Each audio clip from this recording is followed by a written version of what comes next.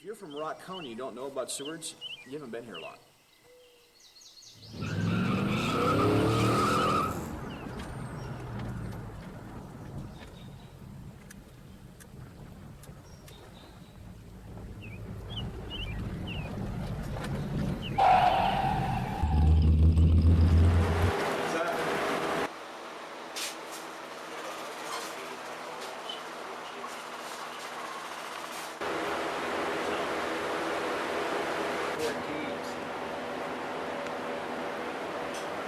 We haven't got a lot of 14s, but if you want to come out, we'll see what we can find.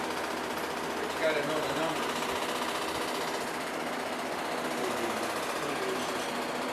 That number on it. Okay, because that is, it was a two-door, because I saved the doors on. I saved one door on it, it was a two-door. Oh, yeah. Yeah. What I had. I never made mistakes. No? I'm gonna load that car if you want. Sure. Or if you got something else to do, I think I got some customers someplace, I have to find it. Yeah.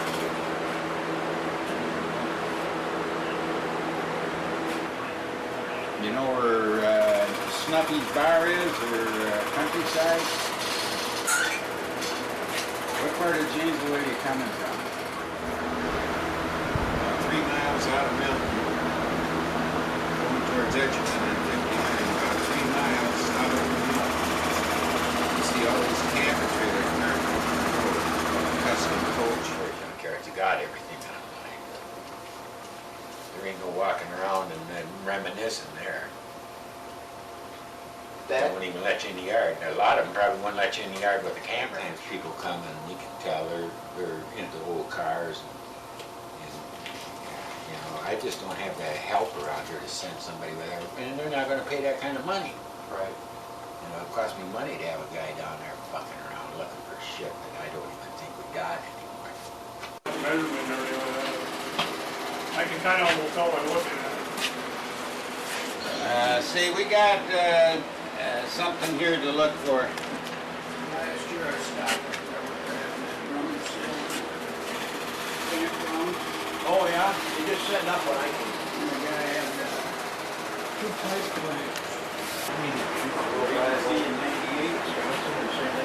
Hides and about 494s. None of them are wagons, but I don't think that'll make a difference.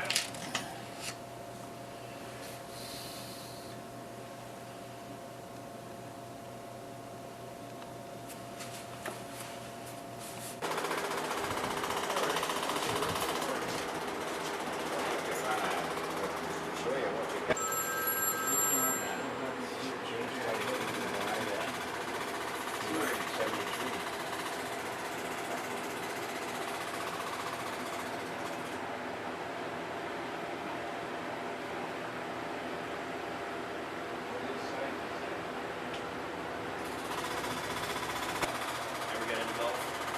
I did. I shoot them together.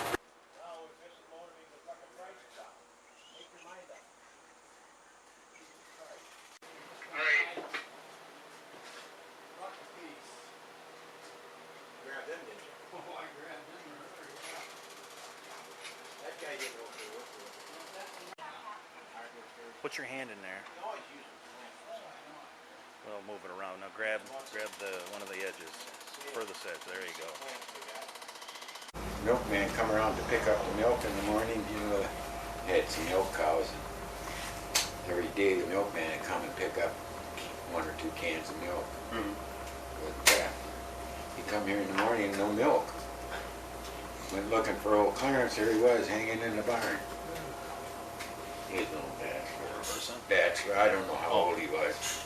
Shit, in them days, probably 60 years old would be pretty old. Oh, Yeah. That was the average life expectancy in 1939. So that I suppose he had about 6, 8 milk cows, and he'd probably come up with a can of milk every day.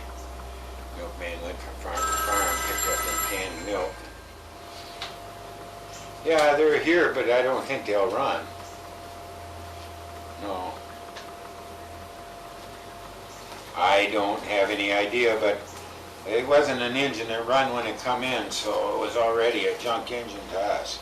That's the trouble with that fucking online shit. They think they're at Kmart. Anything kind of strange. who knows how many ghost throughs around here, because that house was built about 1845, so I imagine there has been more people died here. Probably a lot of people made here too, conceived here. About the guy at the pond. Well, he was a lawyer and from town, and the place was in a trust, I guess, the way Mrs. Vincent explained it to me. And he must have been out here checking on it, but his car was sitting up here in the yard. He didn't come home, and they went looking for him, and his hat was floating in the pond. That's where they found him. I guess they figured he committed suicide, but she said he was nuts anyway. She knew who he was. I'm thinking it was something in the Milton Courier one time in that looking backwards. It said lawyer so-and-so was found drowned in a pond west of Milton. And Mrs. Vincent had told me the story before anyway. Mrs. Vincent told me that, and that's been kind of verified by stories in the Gazette, and that when this house was built, a Frenchman with 2 Indian wives by the name of Thibault mined the clay out of the bank down there, and before all them trees was there, you could actually see where there'd been some excavating on that bank. Made the bricks, and then they had a mason come and build this house out of the bricks from the pond. And then later on, this Thibault lived over here. They call it Thibault Point now. It's over here on this side of Lake Koshkonong. It's called Thibault Point.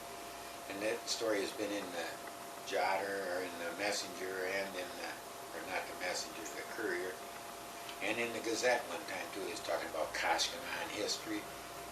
The old Frenchman with 2 Indian wives that lived over there, and anyway, the women got fighting with him about something, and he ended up dead, and they never found him. So, He's on break. eating my yogurt.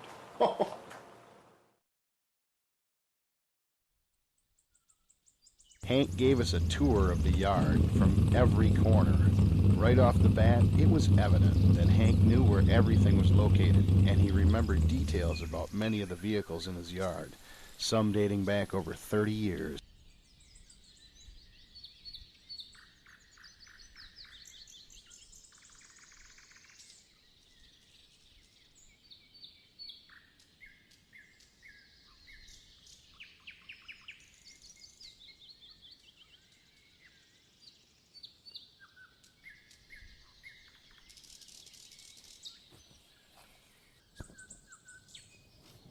The moment you enter the yard, it's clear. Something is missing. What's missing? The cars. Hank has been clearing out the midsection and processing the cars for removal for the last 3 years.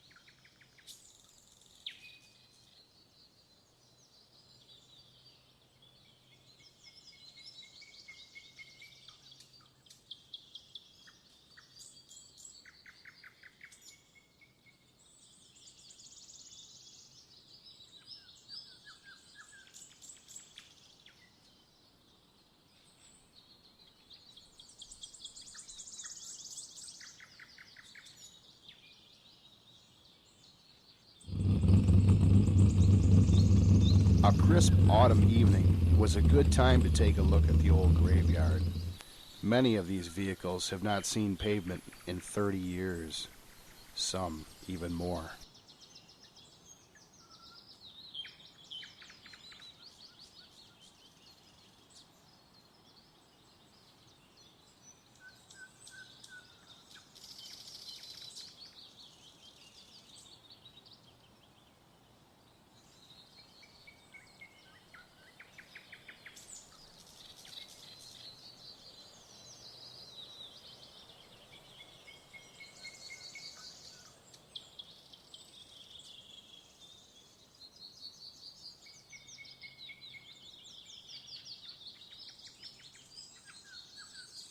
Many of Seward's vehicles are, quote, off the radar, meaning they are not on the road in mass quantities, so parts are not sought after.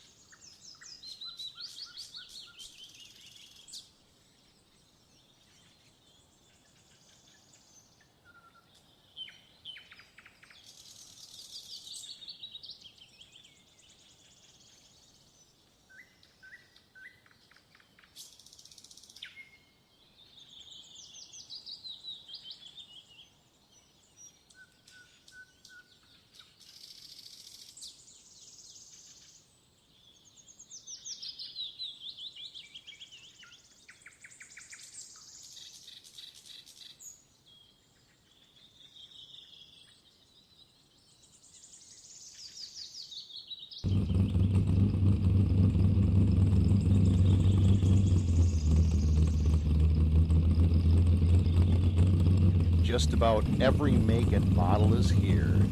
Once someone's pride and joy or trusted company vehicle, now rusts away under the Wisconsin sun.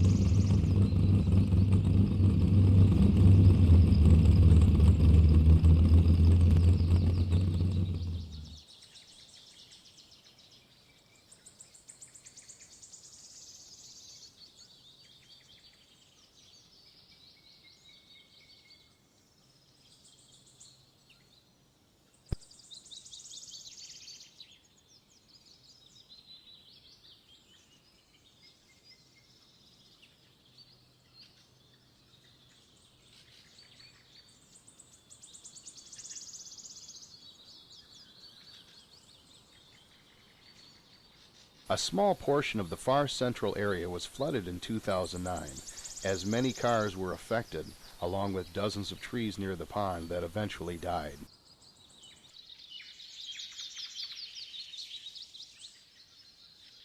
At 77 years young, he's ready to retire. He's looking to sell his empire, but first some cleanup needs to be done. With scrap metal prices way up, it makes good sense to unload the most picked over and irrelevant cars that are in his yard and cash them in now.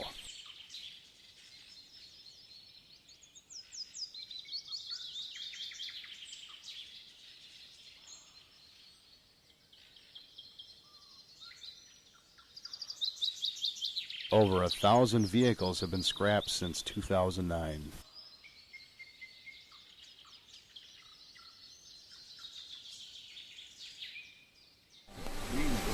How many cars do you think you got in that pile? Oh, pretty close to 200.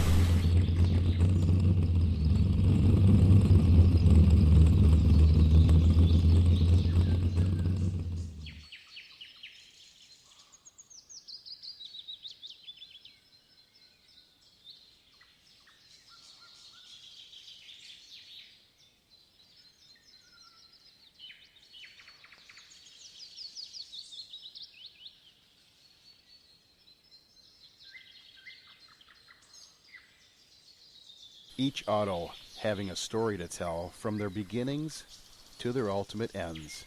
And their ultimate ends with the crusher, to be recycled and used once again. It's not a happy ending, but it is new life. Weeds and brush tend to be very hard to deal with when the vehicles are on a grassy surface such as here at Sewards.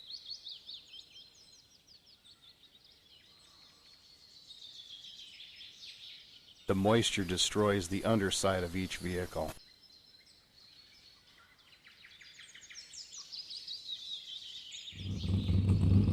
Leaving behind rusted, sagging hulks.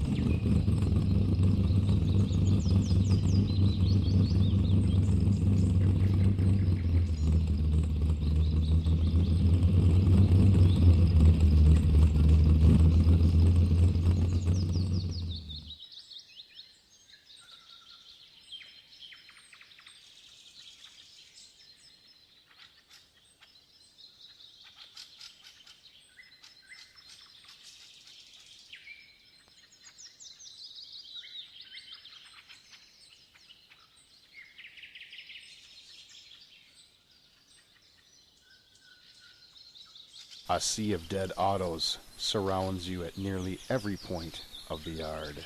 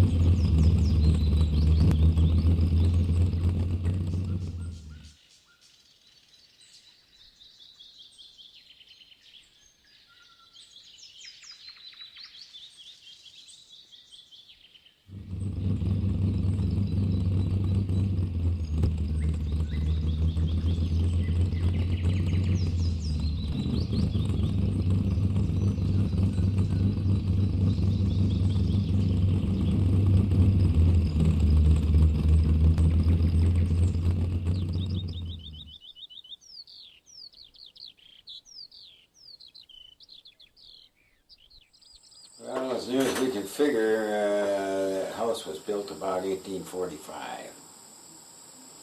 And it's built out of brick that was mined out of the pond down here. And Mrs. Vincent told me that that was the story she had. By an old Frenchman with 2 Indian wives. Made the bricks, and then they had some mason come in and put it up. But, So the walls are like yeah, 6 inches thick. did some stucco that probably about 1955, 60 or something like that. But the walls are that thick, and the roof is nice and straight and everything yet. And the house has always been maintained and upgraded. Vincent had hot water heat put in there. It was too bad.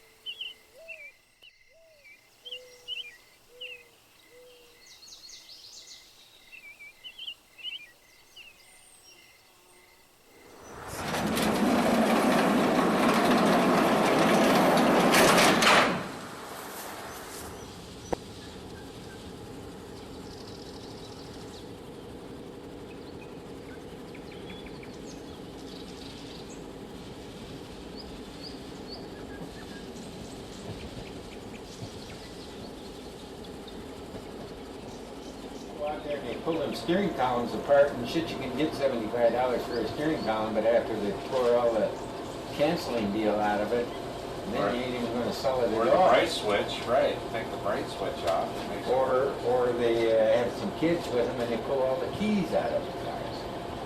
I had a guy come up Yeah. one day with his kid, and the kid had a whole handful of kids, and he said, "Hey, you got the keys off the way." That just screwed up the sale of every one of them steering columns.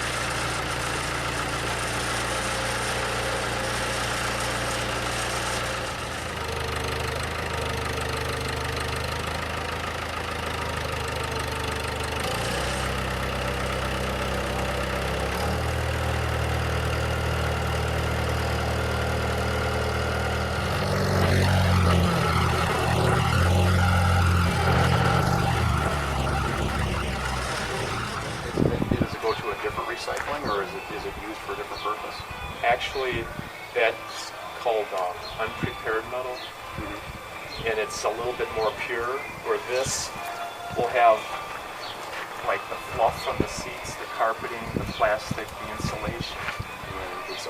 That's all metal compared to Right. This will pay better because it's pure. And this has to be processed through a machine and then separated. So, and then interesting. the fluff has to be carted away at a cost to the recycler. Well, some auto wrecking yards, they'll crush completely with the motor and the frame together, and then when it goes to Miller Compressing or one of these big scrap dealers, then they'll shred it. They'll grind everything up. That would be something to see. It goes through a hammer mill, and it just pulverizes the car into little pieces. And then it goes down a conveyor belt, and then a magnet will pick out the cast iron, and then the fluff will fall off separately. And then the final process at the very end, you'll have a bunch of workers that'll be picking stuff out, the non-magnetic stuff that's going in dents. So.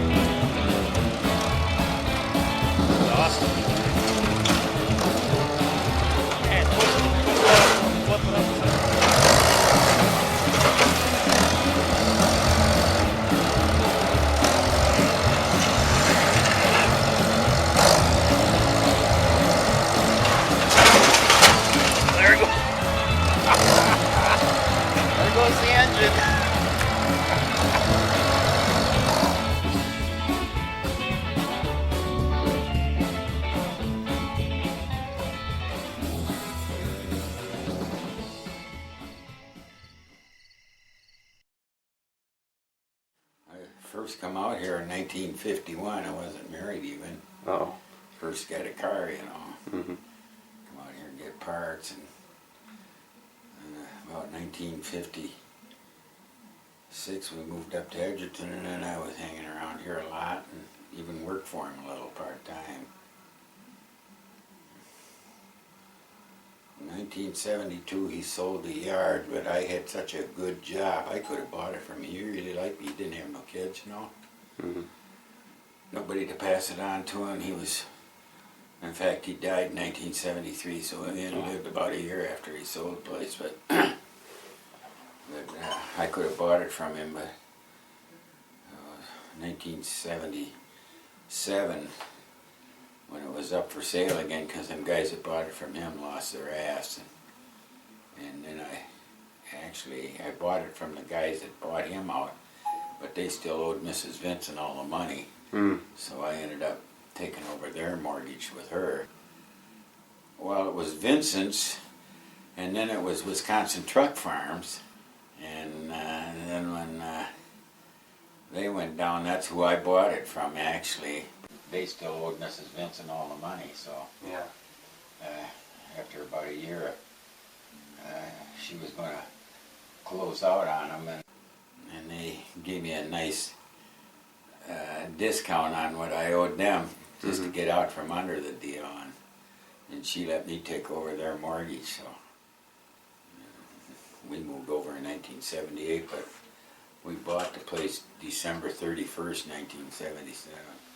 We didn't get any cars. They didn't leave any cars? No, they didn't have any cars. They was into trucks. Oh, did they have any trucks when they left over? And they'd cleared all them out too. They were on their way out. What was the first car you added? I believe that's one that's still out there, isn't it? Well, the first one might not be there, but Scared of going into business? I'm thinking it was maybe... I'd have to go into the book down there on the bottom. Book 1. Book 1. When you went into business, were you kind of nervous, scared? I mean, Well, I'd been in business for myself before. I was on them pop trucks for 8 years, self-employed, owned my own truck. That's how it come to pop bottle collection there. And but I had such a hell of a good job when Vincent sold out here. I could have got it from him. He would have treated me like a son. But I was driving for Neuendorf Transportation as a Teamster job, and I was really making some money. Yeah, but this wasn't as attractive. Well, I needed to get ahead a little bit. And anyway, 6 years later, things had changed. For one thing, Neuendorf was gone, and didn't this look better? Because I was 43 years old, I think. When you're 43 years old and looking for a job, the doors really start slamming shut. Yeah, We'll take that metaphysical, and the doctor caught my bad eye.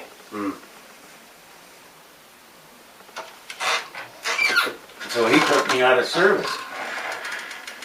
I couldn't be driving as a Teamster. So basically, your eye made it so it was possible to... The deal is that it's, I could drive in the state of Wisconsin, but I couldn't go across state lines unless I had this medical card. And the ICC rules was 20/40 vision in both eyes, and I had 20/20 in one eye and 2200 in the other eye. What's your wife think of all this? She's been with you for a while. What's she think of this? Well, I think now she'd just like to see us get rid of all this responsibility. It's a lot of I'm responsibility. phasing it down. I've taken out 1,000 cars in the last 3 years. Still driving for Neuendorf. I was working 12 hours a night and sleeping all day. How was business basically at the start? Not very good because there wasn't no cars here. And it had 5 years there hadn't been no cars here, you know. Them guys had them big trucks. Did you have to? How long did you have to stock up before you were able to really, make some business happen? Well, we were buying quite a few cars. Probably every day we bought a car, but and we didn't crush anything for about 3 years. So pretty soon I had more cars than all my competitors did. So then it was pretty good. You The had best everything. years was in from about 85 to probably 95. we used to sell a lot of brake drums and brake rotors and stuff like that. And now they just go down and buy that Chinese crap at AutoZone. Used to be that kind of stuff wasn't around. Starters and alternators, same thing. Every day somebody come in and needed a starter or an alternator. Mm-hmm. Now they go down and get that lifetime guarantee shit. And the cars are unrepairable. In them days, everybody that was driving a car could figure out why it wasn't running. But of course, all them parts stores, they sell all that electrical stuff, no return. Because they think they can come out, they think it's this, but maybe it's that, so they'd like to buy this, and if that don't work out, can they come back and trade that back for... So, you know, you could put up with that when you was buying the cars cheap, but Yeah. in them days, I sold thousands of cars for $40, $45 a ton. But I just called in today because we got a load down there to take in, and she offered me $275 for one thing and $265 for another thing. We got three things on the truck. No. And $245 for another thing. $245 for another thing. Is it worth it? Well, I mean, that's because I sorted the stuff out or separated it. You know, Yeah. one thing pays better than the other. But what I'm saying is, I used to buy them cars for $25, $35, and then I sold radiators and brake rotors and starters and alternators, but today, windshields is a good example. It used to be slam dunk, you could have them out. Now just about everything we try and take out of a late model car ends up getting broke. That's just the way they're put in there. You can buy a machine that makes it a little easier to get them out, but that's like $500 for this thing to take out windshield. Yeah. Shit, I'd have to sell a lot of windshields to get that paid for. I'm not going to do it. For car bodies, I'm talking probably about $275, $285 a ton, and they come and haul them. Being Chevrolet country, I can't believe I didn't end up with more Chevys and Fords. Of course, they're always the second biggest seller. But the oldest Ford I've got is a 1950, and the oldest Chevy I got is a 41, but I got a 37 Dodge and a 39 Dodge and a 41 Dodge. Now Dodges didn't sell nowhere near as good as Chevys and Fords. Well, you mentioned the cars from the Helgeson Museum. Well, I didn't get the museum cars. He had a yard full of parts cars. Mm-hmm. And I got most of those. I think it was about 44 of them or something. Yeah, a lot of them are still out there. Yeah. Most of them all are up in that back field. They're Henry J. What years do those range, approximately? Well, they were from in the 50s. Well, there's 241 Chevys and a 41 Nash that come from Helgeson, and there was a lot of in the 50s and some 60s, but that 37 Dodge and that 39 Dodge both come from Helgeson. Still some pullable parts? Oh yeah, there's some stuff on them. A couple of some Cadillacs. I even had a LaSalle, a 39 LaSalle I got. Really? That's gone. Somebody bought it and took it to Roy, Utah. All these years running the yard, could you have ever seen yourself doing anything else? Or is it like a permanent love affair for what you've been doing? Not really. I'd probably be lost if I couldn't go down there every day and blow smoke and talk shit. I've never been much of a traveler, you know. Furthest south I've ever been on my own. When I was a kid, my folks went to Kansas City one time, so I've been to Kansas City, Missouri, and Kansas. But on my own, the furthest south I've been is Peoria, Illinois. But the furthest west I've ever been is Oxford Junction, Iowa, which is probably about not more than 40 miles into Iowa. The furthest north I've been is like Marinette, Wisconsin, or Marinette, right up by the northern Michigan line. What are your thoughts on Ray? Well, you and he were pretty good pals. Oh yeah. And he was part of the yard. This is my partner. When we incorporated, we brought him right in for, I think, a 40% cut. job anywhere else. He was only 15 years old when we moved over here. When he got 16, he became my designated driver. Drove for you. Well, he went after cars at the right Oh. and hauled junk in. But and he worked hard at it. He knew the cars and stuff too. Were you eventually going to turn the yard over to him? I don't know if he even wanted it. He wasn't much into cooking the books and stuff. But he could manage it. I used to go to them auctions once a week, and he'd run the show while I was gone. He'd answer the phone and make deals, buy cars. And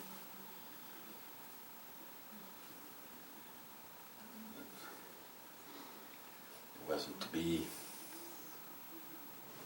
In 1968, they reconstructed Highway 59, and they took about 4 little pieces of old 59 and turned them into township roads. One is right down by the Newville Bridge, where Richardson Marine is. That's a piece of old 59. Oh yeah. And then Vincent Road here. Then over here by Snuffy's Tavern, where N starts there. And then that road goes back over to 59. There used to be a 90-degree turn there. It was Highway 59. Could you imagine if 59 was still 59 and it went right past your place? Yeah. What do you think would be different? Well, there would be more traffic maybe. And then down here by Clear Lake, there's a little piece that goes down along the lake there and comes back out up by Black Hawk Campgrounds. Oh yeah. Okay. Yep. That was a little piece of old 59 too. So where do you think you're going to be in the next 5 years? Where do you hope to be? Across the road over here. Well, realistically, We're all prepared. I We mean, got our tombstone and everything. I mean, if you aggressively were going to sell this place and you did sell it, what would you have for plans after that? Well, depending on the health, because especially my wife, if our health gets much worse, we're going to end up having to move to town. Maybe you're into a rest home. But as long as I can hang on to this, it would be nice if somebody would buy that yard and then buy this house. If someone was to clear this out, does the state have a problem with someone coming in and just grading it up and like Not building as long homes as on it? that license stays in effect. That's the big deal. If I was just to give up on the license, and then the township just wouldn't let nobody else start it up again. But they could use it for land? Well, Maybe not it's agricultural land until I would it hope gets so. zoned something else. So if someone bought this and they said, hey, I want to put condos out here, or You'd have to get some rezoning. or maybe even now this is a stretch, but maybe Lakeland comes over and says golf course. possibly, or hey, we can throw a couple hundred trailers out here, you know.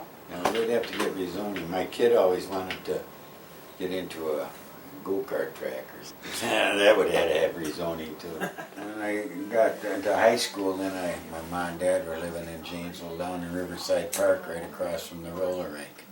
Really? Remember when the roller rink was there? Oh, yeah. Tanglefoot? Yeah, it was Tanglefoot, called yep. Riverview. We lived right across the road from there. And me and my brother go over there and put on skates, and they let us skate free, so I skated every night over there for nothing.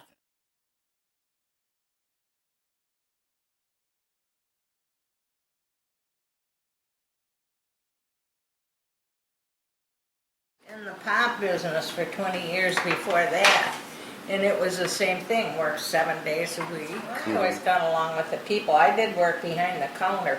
He would go and get cars at the auction. And of course I know enough about cars to stick in a cat's eye. But our son was there, and he was young, he was maybe only about 20. Yeah. But he knew what we had, and so I had the talkie. Somebody call up, they'd want a certain part, I'd get on the talkie. All right, Ray, this guy wants such and This such ambassador knew up at Goben Motor. a car. He'd be able to tell me no, yes or no, and he said once in a while he'd say, well, I'll have to come in and look it up, and then he'd open up our I had that car for book. 7 It was a years. CNA at Edgerton Hospital. And So I work PM, so I'd get food ready and everything. You know, I'd feed him lunch. Even the fellow we had working, we'd have him in for lunch too. And my son and him. And then I'd have something that they could throw in the oven or something. But we didn't have a microwave right away either. They weren't too popular No. at that time. No. So, and that got to be a hassle because sometimes they get busy and they wouldn't get the food in the oven. Tonight she'd So. be working, Yeah. Ray'd go in and get supper started, and I'd lock the gate. And Yeah. But sometimes he didn't have time because he had to run in before to cook some of the food, so. So then they'd She'd eat have it all set sandwiches. You work? So I used to clean. Okay. I gave up on that. I don't know That what was it looked like. endless. If you were still over there, I couldn't imagine what it looked like. It looked totally different. Well, when I got rid not of it, so. I got I'd that do a big lot of Mercury. sweeping. I'd wash the windows when they'd get dirty. Yeah. But I couldn't do a lot because that counter's got the same stuff on it it's had since we opened. I traded that blue Mercury in for You the know, 86th and I Avenue. keep telling them, I had get to- rid of it. You know, what do you expect somebody to buy that? You We see saw that big wrench. I said to one of the customers, as I was walking around the counter, I said, I should take that home. I never know when I might need it. We bought a house over here On Riverview. along the river by the cart pens, which was only about 7 years old. Mm-hmm. Yeah. And It's we a was big thinking about house. building this house here too at that time, but we had a time frame, we couldn't fit it in. Yeah. We only lived over there about, what, 7, 8 years? No, we were there about 8 or 9. 9. We sold that house the day after we listed it for $50,000 more than what we paid for it. But then we had to build this house, and it cost us $50,000 more to build this house than if we'd have built it. But this is a in smaller home. 1986. That was a big house. You know, I think of Sewards Auto Salvage. I think probably the first memory that I have is being about 10 or 11 years old, and my dad and Hank standing across the counter from each other and talking about their old days driving truck, highway trailer, things like that, and just being this little kid looking up and going, okay, who's the big guy across the counter talking, and, you know, how's he know my dad? When you walk into that front building, a couple things that I think of that I first see is that to your right as you walk in the door, Hank's got the grocery carts filled with headlights, which is cool. I mean, because in my mind, that's one of the first things in customer service, all right? I got stuff I need. It's sitting right there. I probably got a headlight out. Hank's got it sitting ready to go. You know, a couple of bucks and you're down the road again. The other thing that I think when I see is you turn to the left is that on the wall behind you is the tin print from the Gazette of the story that was done on Hank years ago. And it's nailed to the wall. As I got into my 20s and even in the later 20s, Hank had asked, well, how's your dad? How's your sister Linda? My brother Brandon actually worked for Hank for a while for a summer. And I remember Hank telling me just, you know, how good he was at scrapping the parts off the cars and taking what he needed to do in a timely manner, get back up. So it got to be the point where I think as you got older and Hank appreciated what you were doing or not doing, he still wanted to know how the family was and how things were doing. So, I mean, that was the personal side of Hank that a lot of people didn't see. So anybody that knew Hank's layout for the yard, you knew that Foreign was here, you knew that your Chevy trucks were here, you know that your cars were over here, and then your old stuff was up toward the front and the right-hand side when you walked out. In high school, or even later on, as you go out to the yard net, the yard guys got to know you. And I think two of the yard guys, and unfortunately they're gone now, but they were indelible marks on Sewards Auto Salvage, were Ray, his son, Yes. and then Dallas. And you could not go out to Sewards, or for that matter, even be around the Milton, Edgerton, Rock County area without knowing who those guys are, what they did, and at the same time knew the vast knowledge that they had inside their head of cars, what fit what fender fit this, what bumper fit that. You know, you can't think of Sewards, I think, without knowing who those two guys were, because they worked there, I think, probably the longest. And we're two of the most personable guys that you ever met, too. You know, they always want to know what you were working on, what you were doing, and they'd offer tips, too. On, well, you know, this works on that, or that works on that, or if you need that heater core, you can take it out of this car. Dallas, unfortunately, is gone. I'd say probably 4 or 5 years ago now. He knew what was going on. I mean, if you knew that if you got him working in a yard or working in a dealership, or whatever the case may be, that guy would soak in the knowledge, but he'd bring it right back out at you again, too. He was fantastic. Dallas is one of those guys who just had a nice, laid-back demeanor, but you could just know and rely on the fact that if he told you something, he knew what he was talking about. You know, there wasn't anything that guy knew about cars from the 50s all the way up to modern day issue. You know, he could tell you what ECM box you need or what body control module you needed on a car. But he could also tell you what carburetor and change what block and what intake too. Back in Ford nut, and I was a Chevy nut. As you see now, I pulled up in a Crown Vic today. But Ray probably would be in heaven dancing right now. Ray, yeah, I liked Ray a lot. Ray is, again, another of those guys who had car knowledge like you wouldn't believe, who had knowledge of the yard at Sewards like you wouldn't believe. He could tell you right where a fender bolt was on a car. You know, if he'd pulled it off a car 2 years ago, oh yeah, it's sitting on a floorboard right behind the seat or something like that. The guy just knew, and he knew a lot of the actually older stuff. Like I say, he was a Ford nut. I mean, if you're talking about a 302, a 351 Windsor, Cleveland, or even a 460, Hank could tell you what goes into that block right down to the last nut. I mean, he could tell you about the nuts in the rod journals for crying out loud. So, yeah, Ray was a hell of a guy. He was always upbeat, happy, a smile on his face, and just, again, like Hank, like Dallas, when you go out to Sewards, you look forward to seeing him. You look forward to the smile and a few smart aleck jokes along the way. Huge loss for Sewards when Ray and Dallas passed. You have three components, I think, to a salvage yard. You have the inventory, you have the yard, and you have the personnel. And certainly Ray is 33% of that. And he really was Hank's right-hand man when it came to it. You know, Hank was the guy up front. Ray and Dallas are the guys in back pulling parts, and then whoever else they pulled in for summer to help us stop in and say hey, and pick up a headlight, really, you know. So you're probably not going to use it anymore. You probably got halogens or HIDs. You know what? Pick up a headlight and say, hey, I got that at Sewards. Time catches up with all of us, whether we like it or not. And I think that as long as Hank is healthy enough, as long as he's got good staff, you know, I'd love to see my daughter go out there and be able to get parts for her car. I hope to God that at her age and at that age it's a good running car. But I would like to hope that somebody out there like Hank is still in business, that treats people right, that gets them what they need, and gives them a fair price, is still around. And Hank, quite frankly, I hope you're that guy. And I wish you a lot of life and a lot of happiness and continued success. If it's old, it's going to be at Sewards. If you're from Rock County and you don't know about Sewards, you haven't been here long.